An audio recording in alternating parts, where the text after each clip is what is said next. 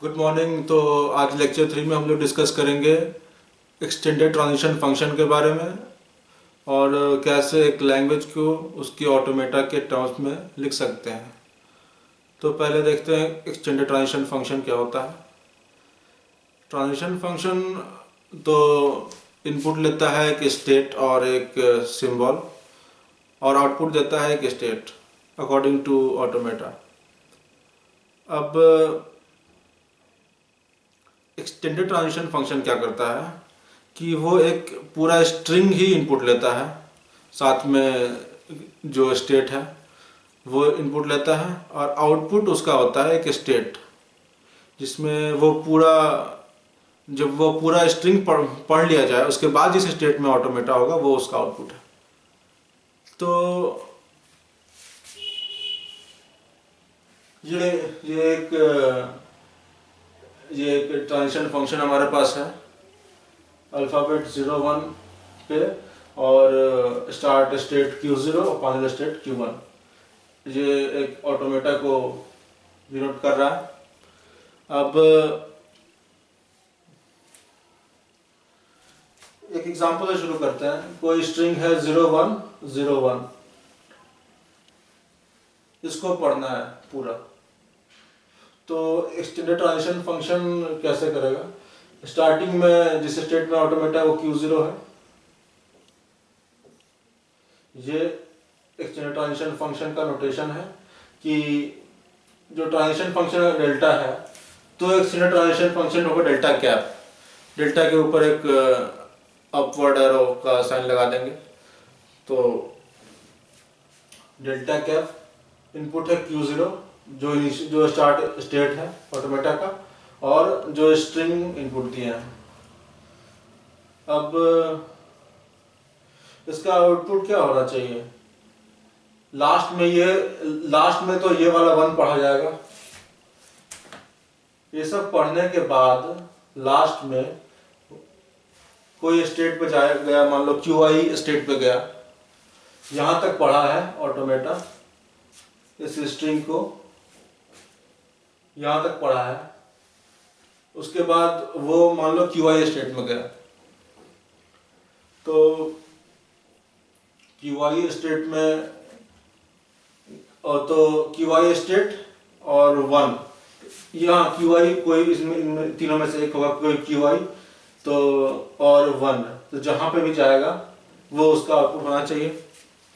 तो आउटपुट ऐसा होगा डेल्टा QI कोमा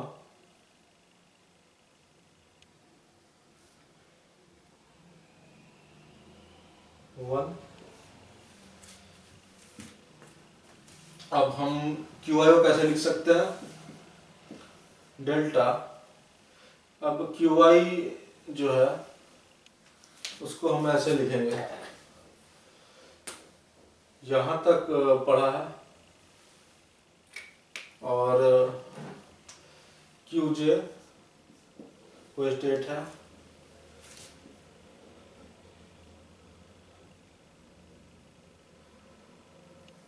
QI लिखना है।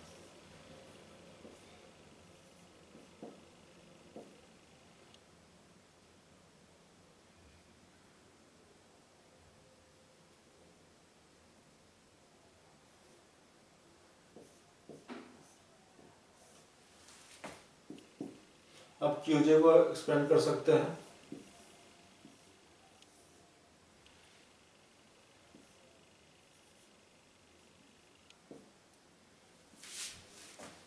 सर ये 0 रीड हुआ है।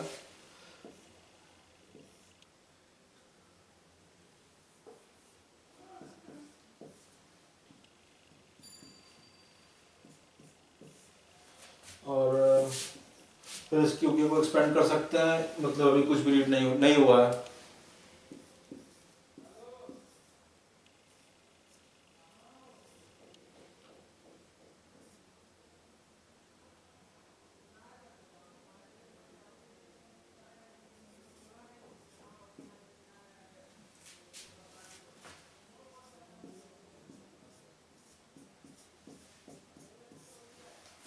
तो हम देख सकते हैं कि अब हमारा प्रॉब्लम जो था कि पूरे स्ट्रिंग को स्कैन करना और ट्रांजिशन फंक्शन के अकॉर्डिंग पता करना है कि वो फाइनली किस स्टेट में जाएगा, उसका सॉल्यूशन कुछ मिलता हुआ दिख रहा है।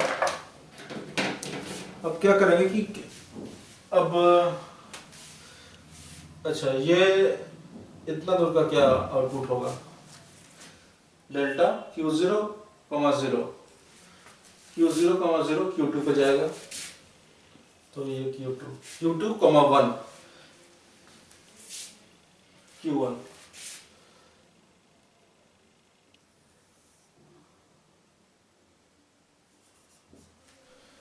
डेल्टा Q1, 0 Q1, ये भी हो गया, डेल्टा Q1, 1 Q1। तो फाइनली हम लोग ये 0, 1, 0 और 1 को पढ़ के Q1 स्टेट पे पहुंचे। ये एग्जांपल अगर समझ में आ गया है तो अच्छा खासा आइडिया मिल जाएगा कि स्टैंडर्ड ट्रांजिशन फंक्शन क्या होता है। तो अगर ये समझ में नहीं आया तो बस थोड़ा सा इस डेरिवेशन को एक दो बार और देख लीजिए, टाइम थोड़ा सा बैक करके वीडियो को। और अब फॉर्मल डेफिनेशन देखते हैं एक्सटेंडेड ट्रांजिशन फंक्शन का। इसको हम लोग इंडक्टिवली डिफाइन करते हैं। तो बेसिस है इंडक्शन का कि delta cap Q, epsilon is equal to Q, ये बेसिस है।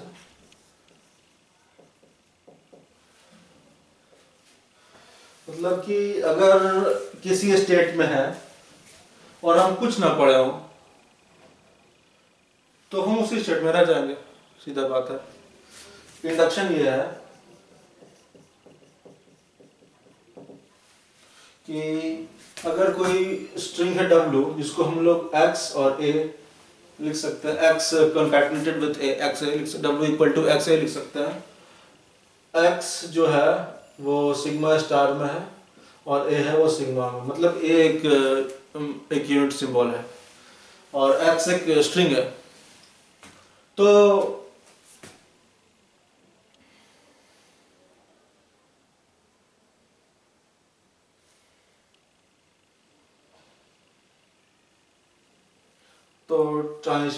Standard transition function delta cap को ऐसे लिखेंगे, कोई स्टेट है Q और इनपुट स्ट्रिंग जो पढ़ना है बाकी है वो है W, तो वो होगा delta cap Q X, A। और ये जो चीज है, तो ये जो पिछले जो अभी एग्जांपल लिए थे उसमें QI, QJ, QK जो लिए थे वो ये था। और अब शायद ये क्लियर हो गया होगा क्या होता है एक्सटेंडेड ट्रांजिशन फंक्शन।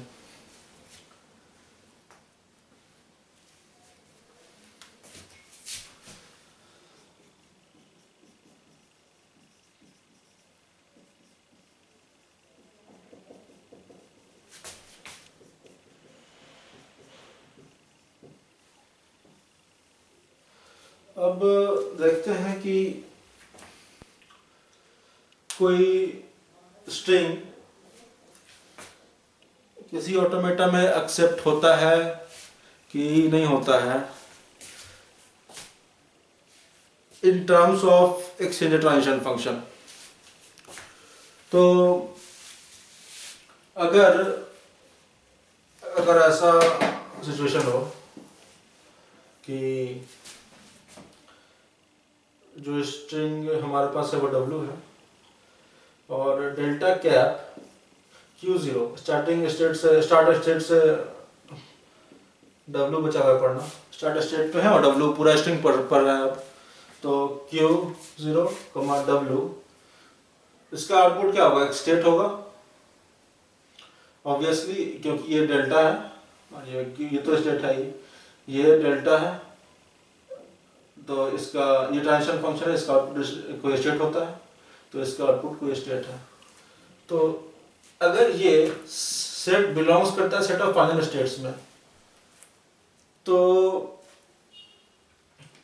ये बात पक्का है कि W वो गिवन लैंग्वेज में है। अब अगर बिलोंग नहीं करता है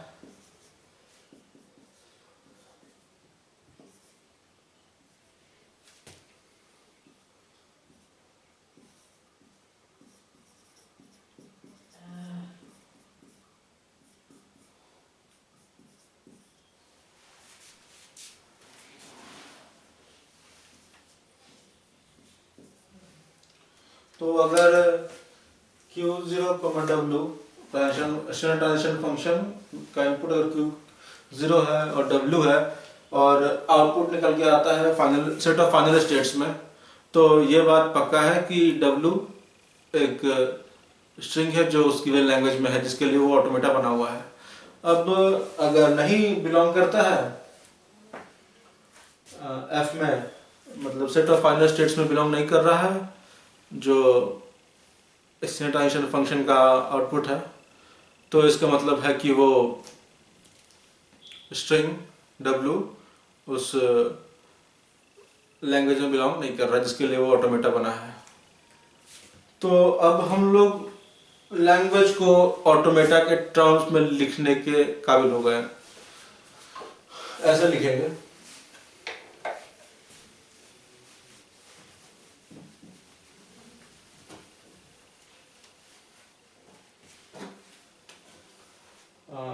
कोई लैंग्वेज है L,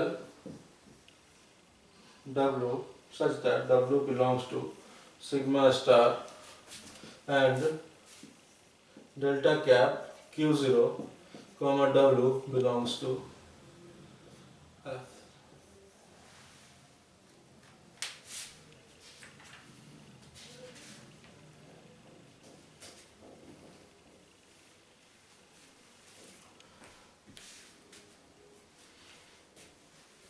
अब किसी लैंग्वेज को ऐसे बताए हैं तो हमको बताना होगा कि ये ऑटोमेटा गिवन है, कोई ऑटोमेटा है A जिसके लिए ये सब कहानी है, F उस ऑटोमेटा में है, डेल्टा क्या उस ऑटोमेटा का है, और ये चीज ये सब ऑटोमेटा के लिए स्पेसिफिक है और ऑटोमेटा हमको बताना होगा।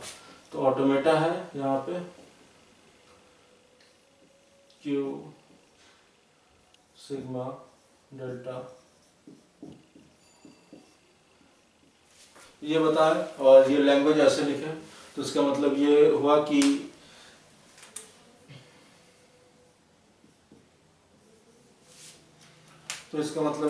कि वैसा स्ट्रिंग इस लैंग्वेज में है, वैसा स्ट्रिंग इस लैंग्वेज में है जो कि इस ऑटोमेटा में एक्सेप्ट होता हो। मतलब ये ऑटोमेटा जिन स्ट्रिंग्स को एक्सेप्ट कर सकता है वही स्ट्रिंग्स सिर्फ इस लैंग्वेज में है।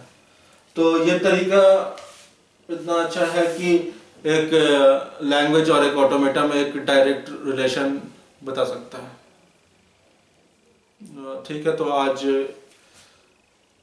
इतना ही, और अगले लेक्चर में हम लोग देखेंगे डिटर्मिनिस्टिक फाइनाइट ऑटोमेटा बनाने का कुछ तरीका, क्योंकि जनरली स्टूडेंट्स बहुत जूझते रहते हैं कैसे ऑटोमेटा बनाएं, उसके बारे में कुछ स्पेशल ट्रिक्स और बहुत सारा एग्जांपल्स। Thank you.